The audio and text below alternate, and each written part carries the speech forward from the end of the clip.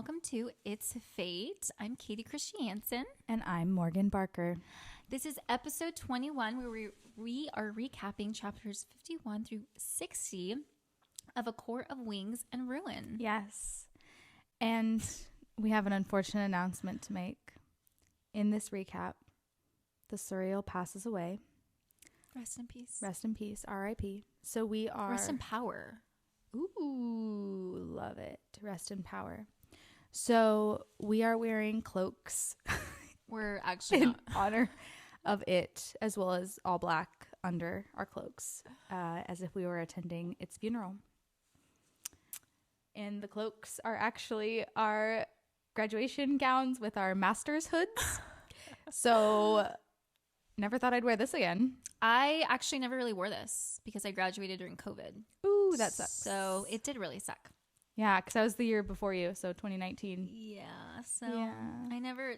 Congrats to me. It's been... Congrats, you're hooded. 4 years. But, you know, it's love of cloaks. We just had to participate, so... If you're watching on YouTube, you're welcome. You get to watch us record a video dressed like this. I feel like The Handmaid's Tale. Yeah, I really do. Yeah. That's fine. Okay. Yours drapes so nicely. Mine just feels discombobulated. I have the personal question of the episode. The Pequot. Do you have a favorite fictional man, like ever? Like if you could marry any fictional man. Oh, I don't know if I would marry this one, but the first person that came to mind was Ron Weasley. I love Ron. I do too. I don't know if I'd marry him just because he's not my type physically. Well, yeah, but yeah. Yeah. Okay. He's going to sacrifice himself. I think. No, Ron, no. You're very Hermione, so you would be a good match. Yes, I've been told that more than once. Same. A lot of times. So yeah. I knew it. So, I feel like it's hard. I don't remember every fictional man I've ever read or watched or whatever. Yeah. But he came to mind as one that's just like valiant and brave in like a non-traditional way, is wholesome and loving and a goofball. Yeah. And I love a goofball. Same. Yeah. What about you? PETA. Oh. I would marry that man in a heartbeat. Are you kidding me? Well, plus, who plays him again? Liam? No, Josh. Which he was my childhood crush. Okay. From Made in Manhattan. Me and Dana were talking about this, and she was like, well, because she's never read Hunger Games. Oh. And she was like saying how much she loved Gale, and I was like, honey, because she was trying to defend him. I was like, you can't defend him unless you read the books, because right. First of all, they did not do justice having Liam Hemsworth play him. I know. But even then, no. Yeah. No. PETA's where it's at. PETA's my man. And I mean, PETA bread. Come on. He could bake me things. He could open up a bread shop called PETA's Pita. I love it. Me too. Business idea for my husband. Perfect. Okay, so let's get into the recap. We'll see how long I last with this hood. I feel like it's making weird sounds around my ear. I can't do it. Okay, we're gonna de-hood our cloaks, but we're still wearing the cloak. The hood is just no longer hooding. Exactly. So we are in chapter 51. We left off where Farah made her deal with Bryaxis, and they were about to winnow to do some war stuff. So they winnow to the Illyrian war camp and glamour Elain to prepare to go to Grayson's estate, where they are going to see if he will take some of the humans as like refugees. Yeah. When we get there, Devlin, who we haven't seen in a while, he asks if Nesta is a witch, and Nesta immediately says yes, which made me laugh.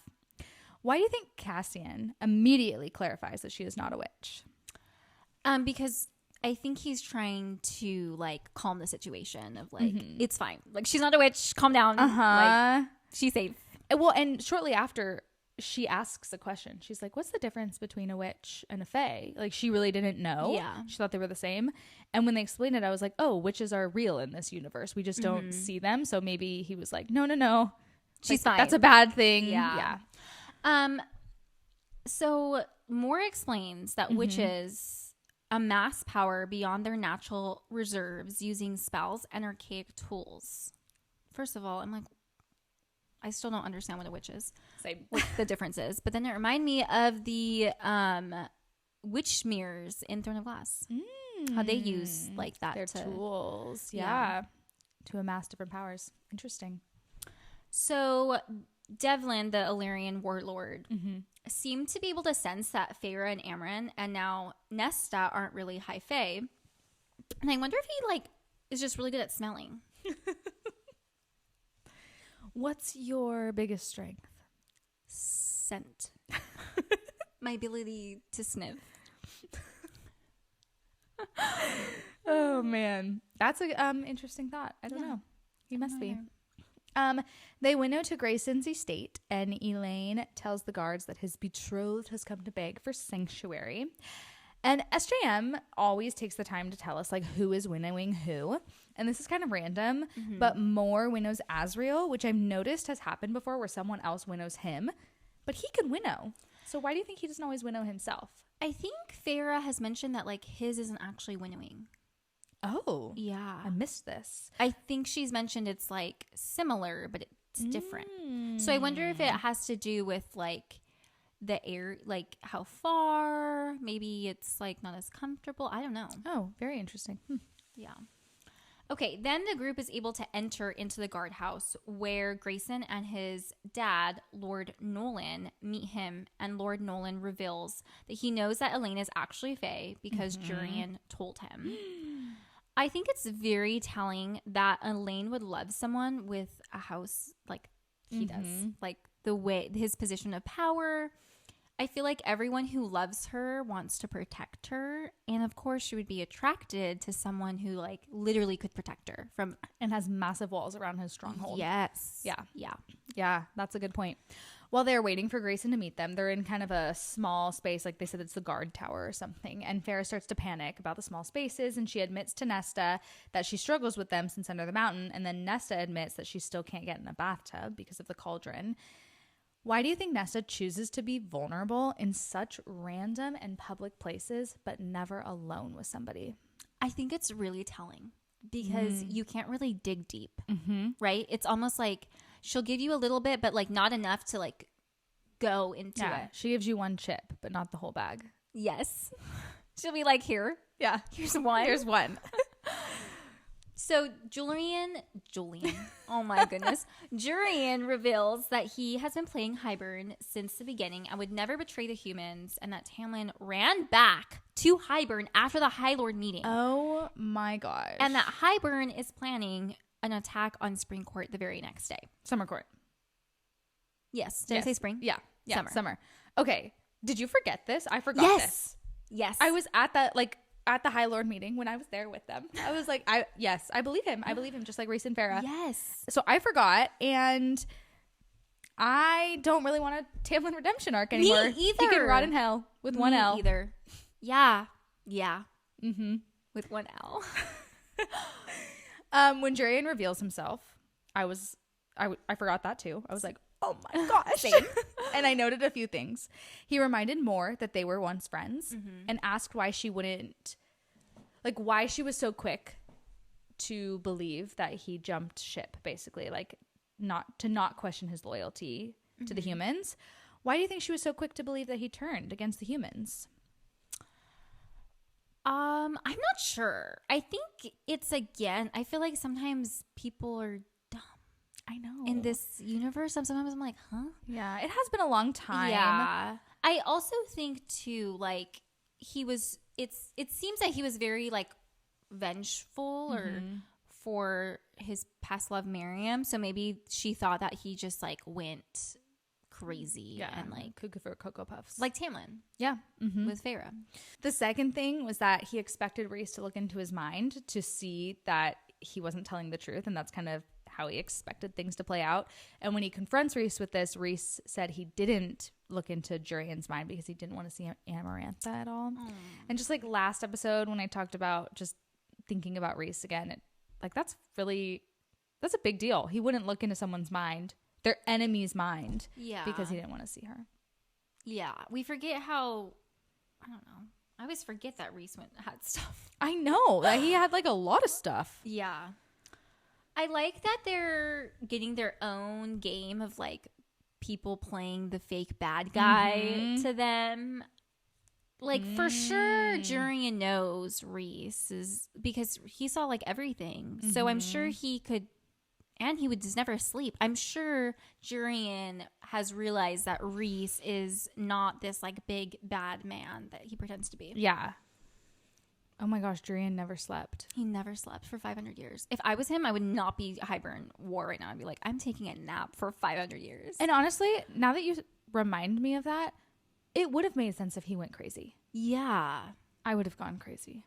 Yeah. And now he's just like normal. That's interesting.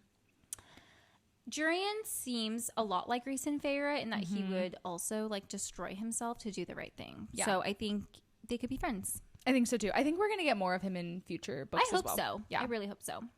In the next couple chapters, Grayson and his father agree to house as many humans as possible, only after insulting Elain. And Jurian talks strategy with Rhys and Feyre. Ugh. I hated when Grayson was telling Elain that she should be like with Lucien since they're mates or whatever, and that she like belongs to him basically, and she's like, I belong to no one, and he like literally was like doesn't care. I'm like, I don't like him. No, me neither. I don't like him. And this is like, okay, so Nesta stands up for Elain here, right? And I was like, yes, this is what it looks like to stand up for your sister in a healthy, not psychotic way. Yeah. When somebody looks at her, when your other sister's mate says hi to Elain, jumping in front of him and being like, don't talk to her, don't look at her. I'm like, that's psychotic. Yeah. But when a jerk-faced boy is insulting her, yeah, that's when you step in front and be like, I'll kill you. Yeah. Yeah. So I liked this moment. And Nesta also says that Grayson never deserved Elain in ACOWAR. So in the last book, he was like, she did not like him. Why do you think she felt this way? She clearly already felt this way about him before he did this. And Elain has mentioned that Grayson didn't like Nesta. Ooh. So I don't know. There obviously are reasons to why Nesta doesn't like him. I wonder if he was just like, okay, he's good enough, but like not really. Yeah. I feel like she's going to think that about anybody with Elain, though. That's true. I think that's how she is. That is true. Do you think Elain would have given Lucien more of a chance right off the bat if she wasn't engaged to Grayson? Probably, or at least when she like was more in her right mind. After she'd kind of come to terms with the fact that she was Fae. Yeah. Because I felt like before she was like so like not wanting to be around him. Yeah. Because the whole mates thing like freaked her out. Yeah. Which I get it. Yeah. Okay, I really love how cunning Jurian is. I'm like, he could match Rhys and Feyre. Yeah. He could. Yeah, he was sneaky. He tricked everyone. They all set up camp at the Winter Court border for the night because they're trying to intercept Hybern with the summer court battle that they found out about. And Feyre and Mor talk more about Jurian and Elain. And while talking about Elain being heartbroken, she mentions that her only tether left to her mortal life is their father.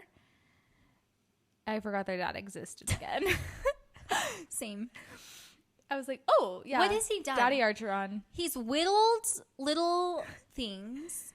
He's about to do something. I know, but it did feel, I don't know. Yeah. Yeah. It's like, oh, there he is. And then Mor mentions that when enemies turn to friends or vice versa, it always makes her assess herself and what she missed. And I like that we get this little tidbit about Mor.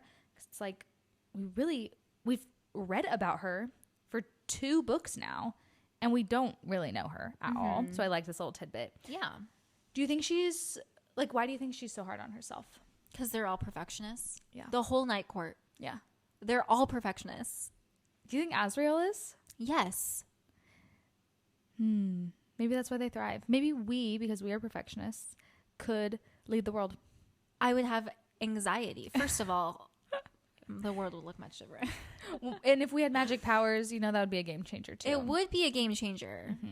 I would attack the Autumn Court. I would have killed Kier. Honestly, yeah. Yeah. He sucks.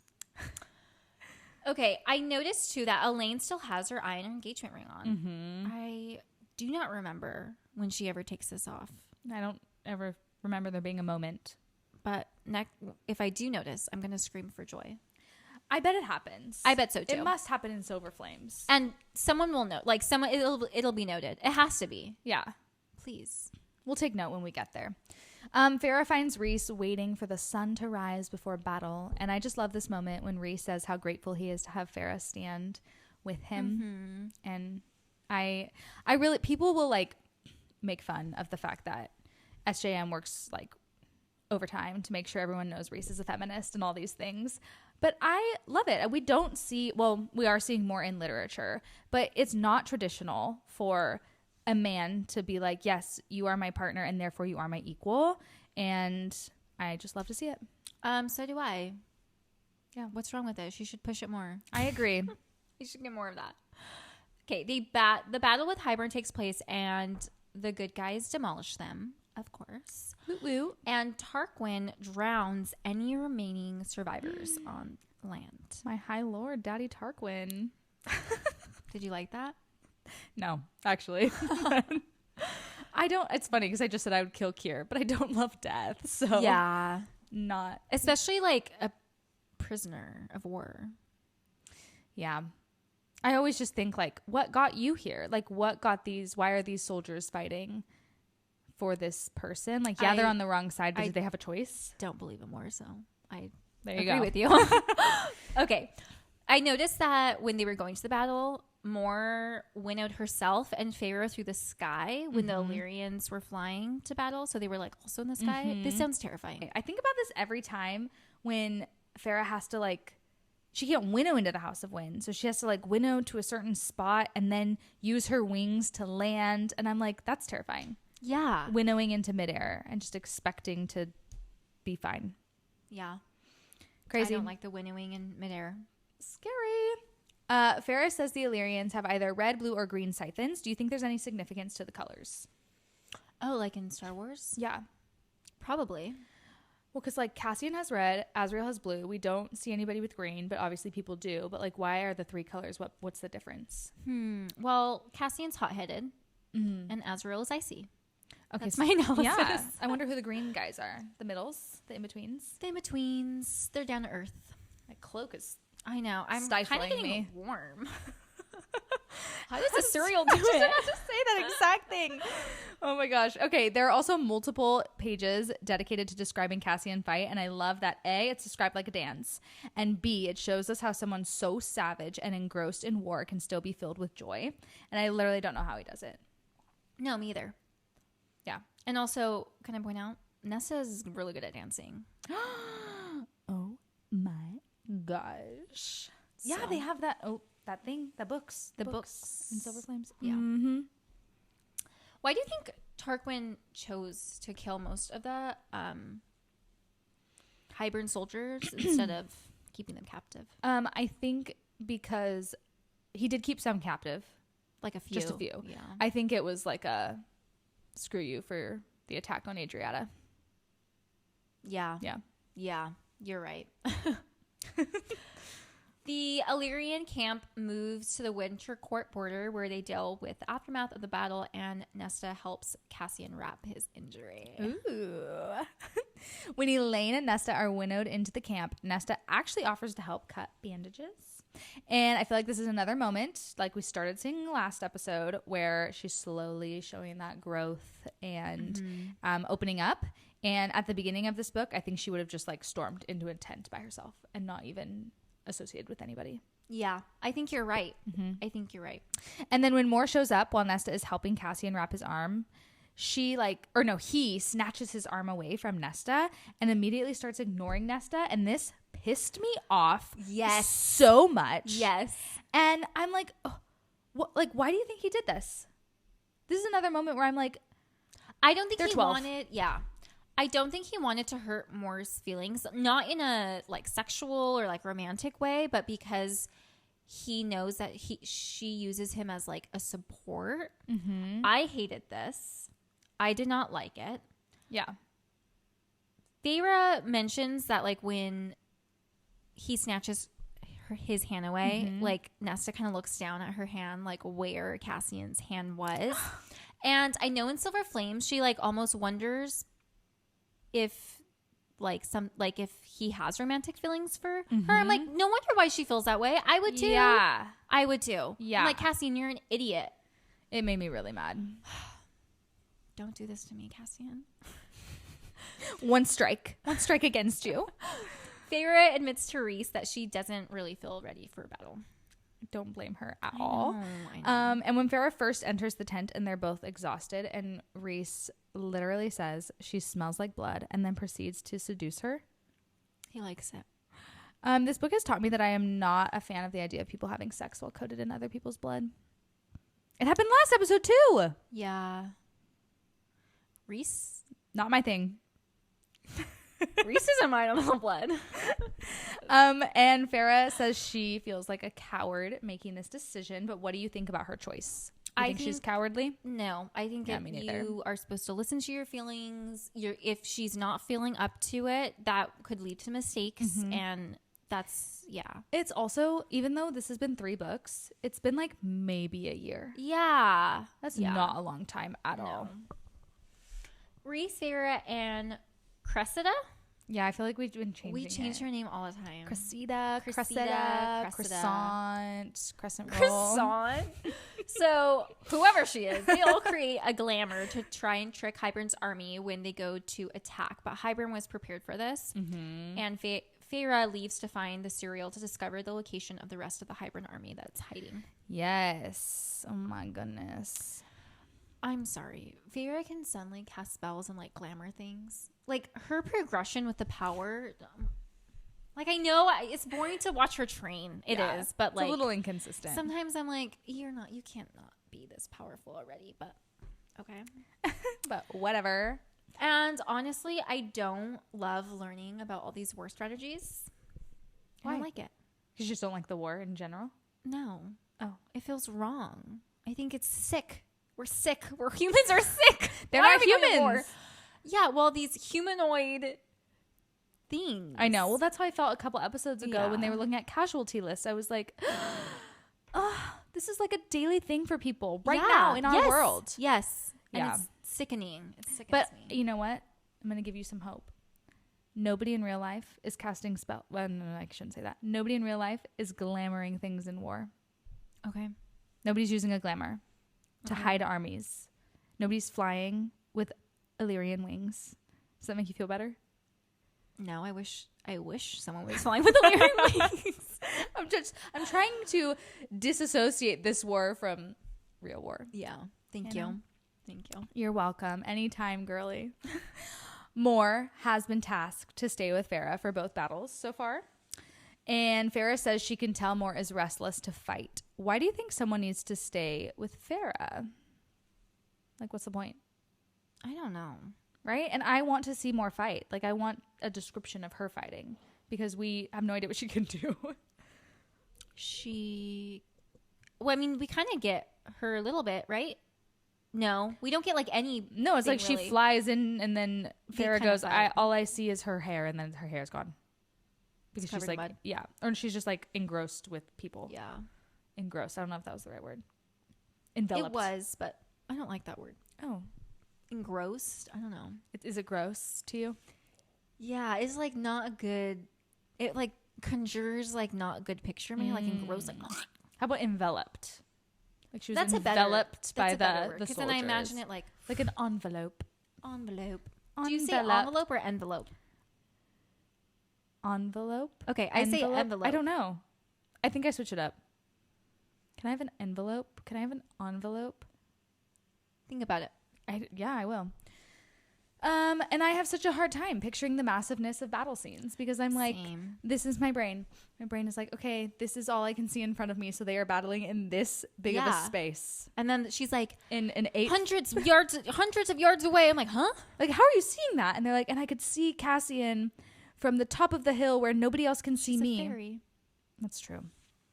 I don't know. It is difficult. I'm like, to me, she's right here on this hill and they're at the foot of the hill fighting, and she could easily just tumble down there and be a part of it. Anyway, Feyre convinces Mor to join the fight. Okay. Nesta was like watching Cassian the whole time, and this broke my heart. After he abandoned her precious hand. I know, stupid Moore. Moore's annoying me. Yeah, see? Yes. Moore is annoying. Title of the episode. Yeah, literally. Okay, so then Farah has Elain track the Suriel by implanting the image in her mind, and she finds the Suriel in the middle near the Weaver's cottage. And when Farah goes into Elain's mind for a little bit here, it's described by iron covered in vines of flowers, but the blossoms are all sealed. Sleeping buds tucked into a tangle of leaves and thorns. And that was a quote from the book.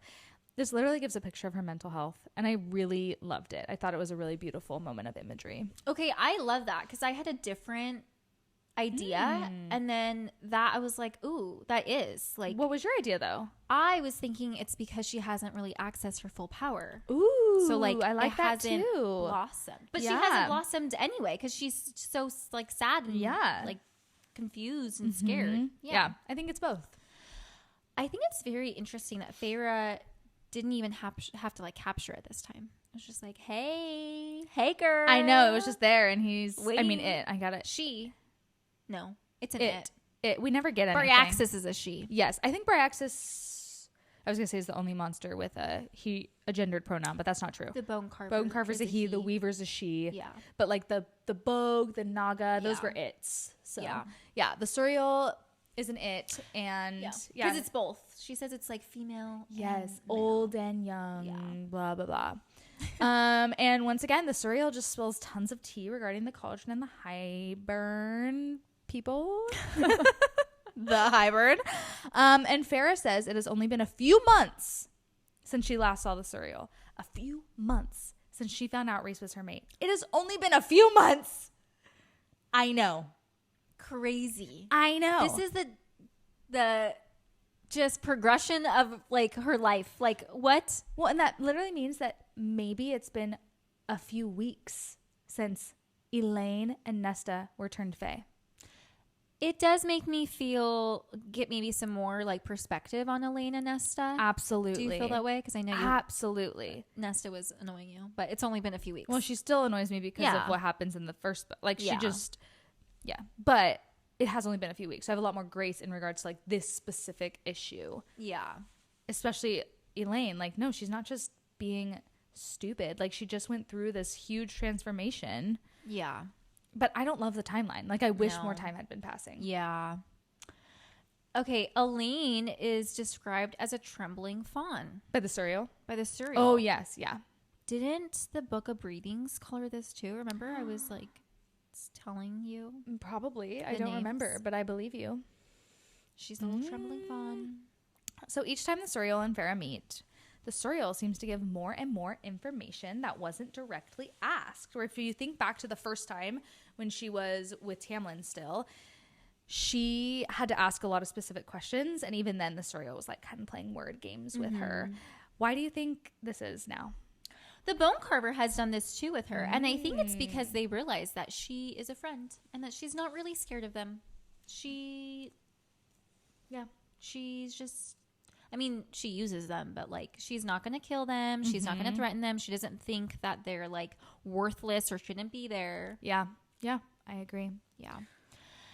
So the Bone Carver. The Suriel says the Bone Carver isn't of the world and his thread has not been woven into the world. So the Suriel can't see like what his role is, like if he's going to help them. Interesting. And I feel like this is a little insight to its power. Like it's somehow connected to the world and like people's fates. It reminds me of Hercules with like the ladies that like pull out the string. Yeah. The fates. They're called the fates. The fates, yeah. The 3 fates. Yeah. Ooh, that's so interesting. I didn't even pick up on that little detail. But there's like so much. And it's like 2 pages, but we get so much information. Yeah. And then our least favorite person of all, literally my least favorite. Yeah. Ianthe shows up with 2 Hybern soldiers and they shoot the Suriel in the throat with ash arrows. I'm going to put on my hood to honor our fallen soldier. If I could get this back on. All right. Poor Suriel. The Suriel has Ianthe. black blood. Oh, yes. I noticed this. What do you think this means? It's a falcon. I have a theory for connecting the cosmos that I'll save. I'm excited. So Feyre then hides, and the serial convinces her to run while Anthe runs her freaking annoying mouth. I know. But Feyre chooses to stay and fight. Yes, and the moment the serial mouths run to Feyre, I started crying again. And then when Feyre realized the serial once begged to live, and now it's willing to die so that she can live, I cried again. It's like so I cry so easily, but I just get really connected. Sweet. We haven't seen this side of Feyre in a long time, and I just love to see her desire to like fight for the lowly and save even monsters, like quote unquote monsters. When she said it mouthed run, I remembered it didn't have lips. How did she it like If you're watching on YouTube, I'm trying. I don't know how she knew that. I can't pull my lips back without smiling. Yeah. I don't know either. Okay. Run. Just to note. Anyway. Yeah, plot hole. Feyre notes that Anthe only brought 2 bodyguards with her, and she's like, this girl's still underestimating my power. Why do you think Anthe continues to see Feyre in this way? I don't know. I feel like Anthe is such a bummer to me because she's clearly a female who wants power, right? And so that could have gone the way of like befriending other females who are powerful or in positions of power and lifting them up and doing this, and that, and the other. But instead, it's like they're all her enemies. Like it's her or nobody. And I feel like she wants to show her like her power by taking somebody down with less, if that makes sense. To show that she is powerful. Yes. And I think it's very telling that the other high priestesses don't like her. Yeah, we talked about this when we first met Ianthe. I almost would love, you know how Suzanne Collins did like President Snow origin? I think it'd be really interesting for Ianthe because clearly she didn't just like, she wasn't born this way. I think Reese mentioned that some other high priestesses kind of like groomed her essentially. Interesting. Yeah. So we'd probably all fall in love with Ianthe and then be devastated that she becomes what she is. I personally didn't fall in love with President Snow. Oh, I don't know. I haven't read it. It's really good. I do recommend it. I just know in a lot of origin stories, you do understand him. Like obviously we get his perspective, but you can see how like I think the same thing with Ianthe. There's this aspect of him that's very, very self-preserving and very like not empathetic that they just like they won't go there. They are not going to grow that part of them. Interesting. Yeah. Yeah. So maybe not so much love them, but you can feel sad for what they become. Yes. Yeah. And kind of mourn who they could have been if they were willing to. If they had better influence and if they were willing to be like, wait, question. Yeah. Yeah. Feyre runs through the forest and leads them straight to the weaver's cottage. I am once again impressed with Feyre's memory. I know. And we haven't had a moment like this in a while. No. She remembers the specific rocks and trees that she flirted with Reese on. And granted, as we know now, it's only been a couple months. But like a rock? You're like, there's the rock. As you're running for your life? We went camping at some hot springs this past summer. And I saw your friend there, actually. Oh, yeah. Yeah, Kylie. She told me. I know. It was just funny. Yeah. I was like. So random. I know. But it's kind of, you can just like, there's just like random hot springs sometimes that like people have like dug out or whatever. I knew I just had to like climb up the like hill that we did, but I got lost. Like we were like, this isn't the way we came. Like this is the forest. Rocks and trees almost like if they're the same type of tree, they probably look almost the same. Yeah. And unless it's like a very specific boulder. I guess Feyre is a hunter. Okay, good point. Yeah. It's probably like she probably like depended on it. I just thought of that. Yeah. That's a good point. Okay. Still, I'm impressed. I know. Me too. I'm still like a little bit like, okay. Yeah. Okay. I love that Feyre has a thought that it seemed like maybe the Weaver made the forest a little easier for her to run through. And this makes me think of the witch from Hansel and Gretel. Yes. Gretel? Yeah. Greta? No, Gretel. Gretel. Yeah. Hansel, Gretel. Yeah. Yeah. Okay.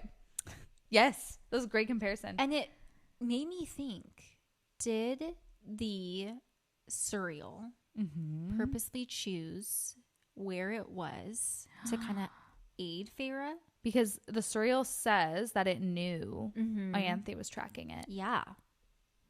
Is it going to make you cry even more? Oh my gosh. Wow. Okay. On a not so sad note, back to Feyre trapping them. Yeah. Why do you think Feyre is purposely wanting them to hear her whimper and say, help me?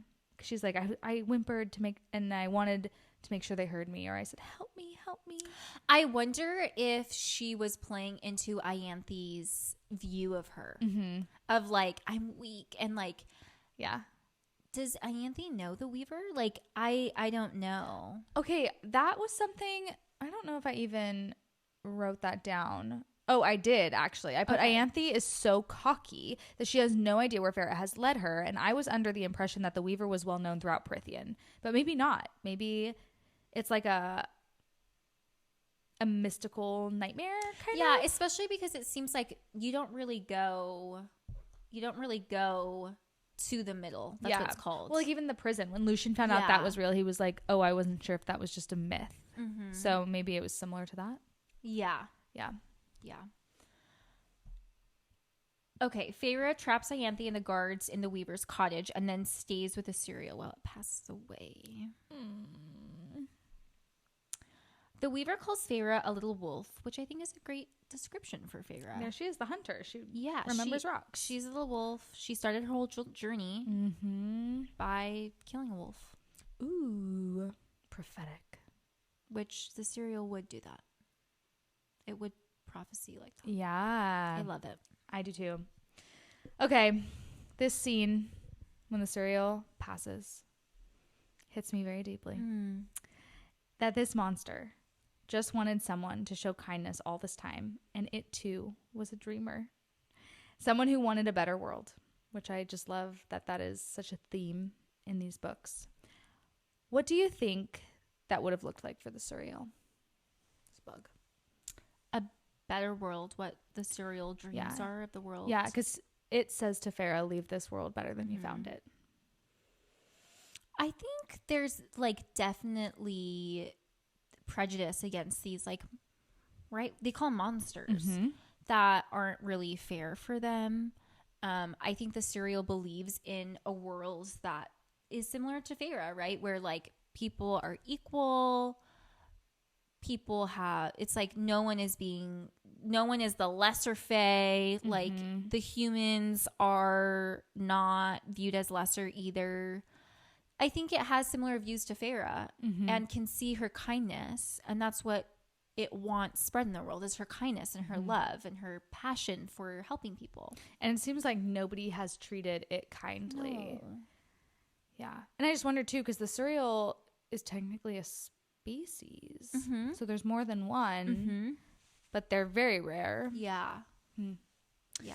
And I love when the Surreal reveals its initial wisdom for Feyre to stay with the High Lord was referring to Rhys. I know. And then it says that she still needs to stay with him because everything isn't righted yet. Because she's like, I stayed. And it is like, no, it's not righted yet. Like, stay with him still. What do you think it means here?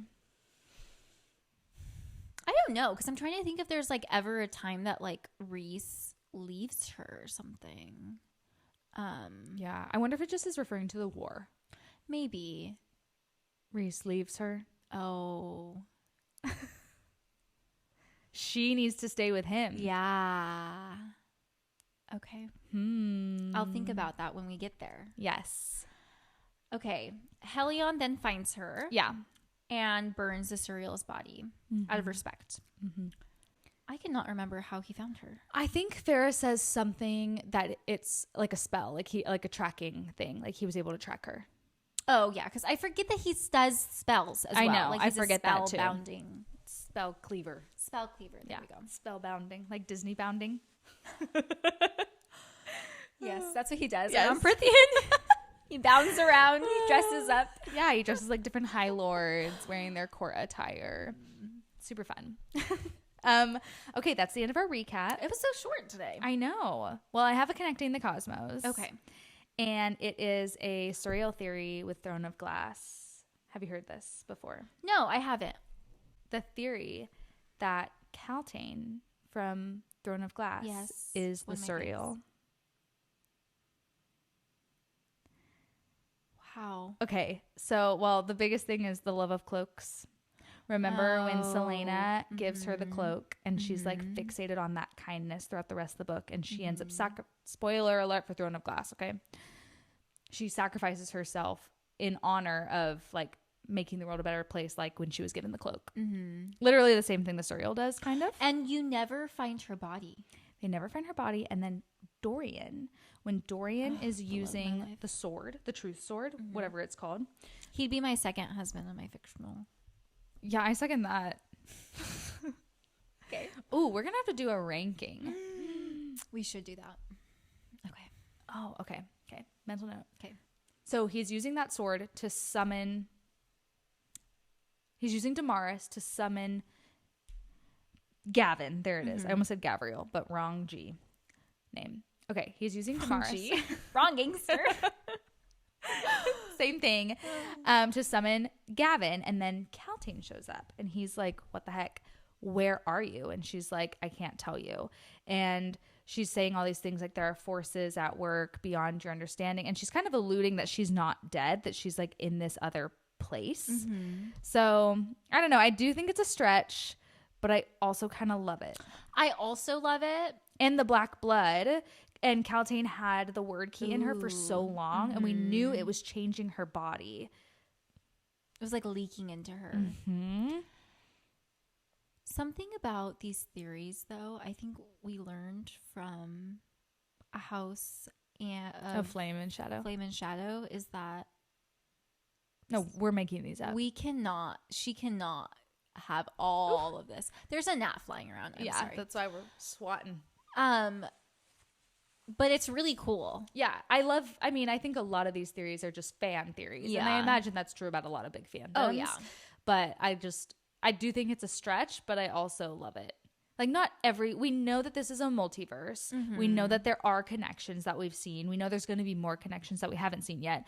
But not every little thing is connected. No, but I do love Kaltain. She's like one of my favorites. Yeah. Even though we get like a snippet of her. What she does is big. Yeah. It's huge. It's a game changer for the whole book. I actually was thinking about Throne of Glass today. I think about it every day. Me too. I was thinking about Manon and the 13. And I was thinking, damn, I want a Manon and Dorian story. I still want to read that fan fiction. I know. Something in ice. I can't remember what it's called. Fire and ice. I was going to say flesh and ice. Oh, ew. Yeah, I don't know why. Flesh. She's a witch. Yeah. She has iron teeth. Maybe it was iron and ice. Oh. That would make more sense. That would make more sense. Yeah. Okay, we also have questions from the children. Who do we ship that's not in a true relationship yet? This is from my friend Chelsea. Shout out. Shout out, Chelsea. This is, I guess, spoiler, but not really. Whatever, at this point, I know. Listen at your own risk. Gwen and Azriel. I think it's very clear that they're mates. I'm sorry. Oh. I'm sorry. I think it's very clear that they're mates. So are you team Lucian and Elain, or them with other people too? I'm not really, I don't have strong feelings about them. Same. I'm trying to think. Oh, Moore and sorry, Emery. That was an ugly sound. Moore and Emery. Yeah, you talk about them a lot. Do I? I actually was thinking about them today. Because I love them. I just don't. No, I love Emery. I want to love more. I know we will. I love Emery. Yes, same. That's my favorite part about Silver Flames is the girl ship between Gwen, Emery, and Nesta. I love it. Yeah. Me too. I'm trying to think of who else is like not in a real relationship. Well, Lucien. Not in a real relationship. Well, Lucien. Yeah. Tamlin. Does he deserve it? Like, honestly, I know. He just like betrayed everyone. Eris.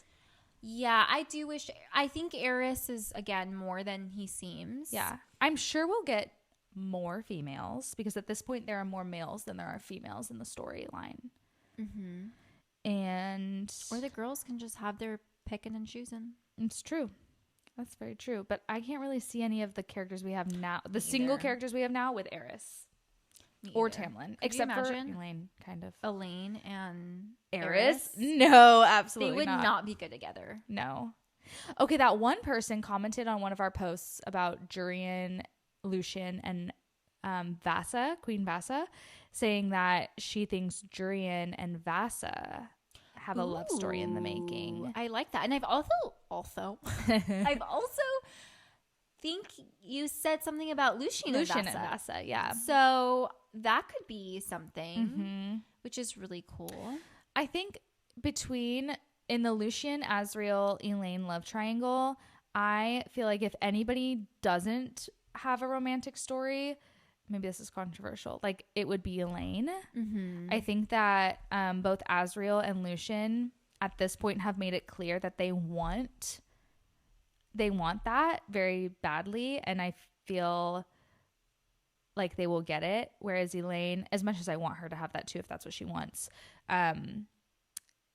she's just really figuring herself out. Yeah, and like she just broke off her engagement. Yeah, like unwillingly. You know what I mean? Like I almost hope that she does. I know. I think in SJM fashion she will. Yeah, which is fine. I'm sure we'll love the book, but I would be fine if she didn't. I would be pretty sad if Azriel didn't get his love story. Me too. Because he's so desperate for it.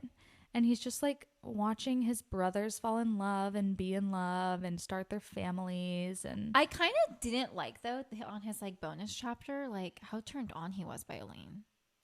It was not something we had seen before from him. I just like, okay, clearly like, I mean, I read these freaking books. I like smut, whatever. Yeah.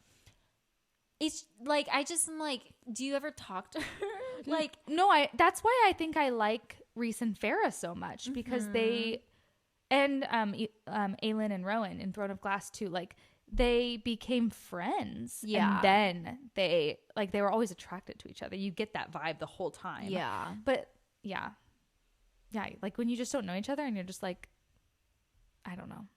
It feels lustful. It does feel very lustful. And I guess it just, I don't know. Like it feels weird. It kind of feels like out of nowhere. Like, what the hell?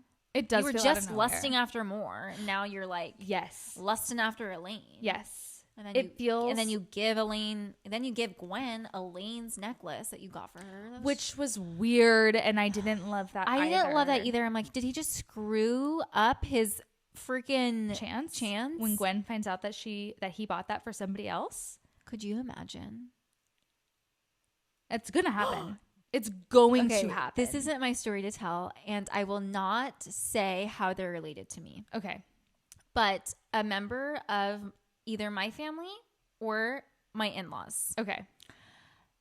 They were proposed to and wore a ring that from a broken engagement, and they did not know for like a year. Oh my goodness. Yeah.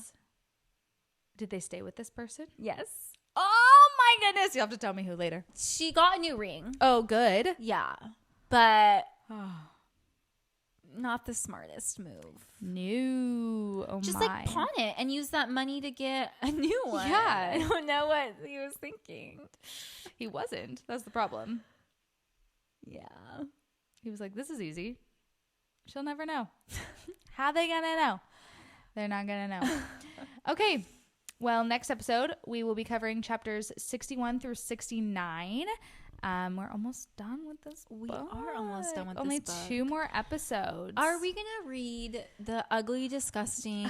We need to talk about it. Little, tiny Frost and Starlight. Yes. So here's the thing, fam. We're going to stop after ACOWAR and switch to a different book series, potentially Fourth Wing or something new that we haven't read before. But then everyone was like, what the heck? You're not going to read Silver Flames? And I was like, okay, let's read Silver Flames. Okay, fine. So we're going to keep going with the ACOWAR universe. And then we're like, after that, do we read Throne of Glass again? Maybe. I love Throne of Glass. So who knows? We may just stay on this SJM train. But we're debating. So let us know if you think we should do like a 1 to 2 episodes of Frost and Starlight. I'm wondering if we reread, if we'll like it better, or if we're gonna see things more. And probably, like, take notes. Probably. There's a lady that works with me. She also reads ACOWAR. Mm-hmm. She was like, it's taking me like a month. She's like, I read these books in like a week. Yes. Why is it taking me a month for this little book? I know. Yeah. I know. So part of me wants to reread it to see if there's any tidbits, or if I'm gonna feel the same way of like, why was this here? Yeah. I mean, how many pages is it? Like 150 or something like that? I think it's around 200. Something. That's not bad. Yeah, we're fantasy readers. We don't read a book less than 500 pages. Okay. No. Anyway, you want to plug our socials? Yes. Okay, so it's Fate Podcast on TikTok. Yes. And it's Fate Pod on Instagram and YouTube. Yes. And rate, review, and subscribe on Apple and Spotify. Please. Thanks. Bye. Bye. I have another question for you. Okay. That I thought about.